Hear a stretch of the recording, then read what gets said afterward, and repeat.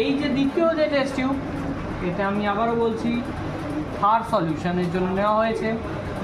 যে ক্ষারটা নেওয়া হয়েছিল এখনও তার নিচে কিছুটা রেসিডিউ রয়ে গেছে, এটা অনেক বড় ডেলা হয়ে গেছিলো, কারণ অনেকটা টাইমে ময়েশ্চার অ্যাবজর্ব করেছে, ময়েশ্চার অ্যাবজর্ব করাতে ওটা ডেলার মতো হয়ে গেছে। বর্তমানে সেইটা যদি আমরা ওপর থেকে যদি দেখি, সেটা আর দেখবো যে খুব কম পড়ে আছে, এবং যে ওয়াটারটা নিয়েছি সেটা সম্পূর্ণভাবে সাদা ঘোলাটে হয়ে গেছে। সেটা কেন? কারণ ক্ষারটা আস্তে আস্তে ভেঙে গিয়ে জলের সাথে মিশে গেছে, এবং যা হয় সাবান বা ক্ষারের ক্ষেত্রে আমি যেটা দেখতে পারি সেটা হচ্ছে ফেনা বা বাবলস তৈরি করেছে খুব ইজিলি। দেওয়ার সাথে সাথে কয়েক সেকেন্ডের মধ্যে আমি যখন এটাকে স্টার করেছি, অর্থাৎ নাড়িয়েছি, তাতে ও বাবল জেনারেট করে দিয়েছে। এটা ইন্ডিকেট করছে যে ক্ষারের প্রপার্টি এখনও পুরোপুরি নষ্ট হয়নি। ক্লিয়ার?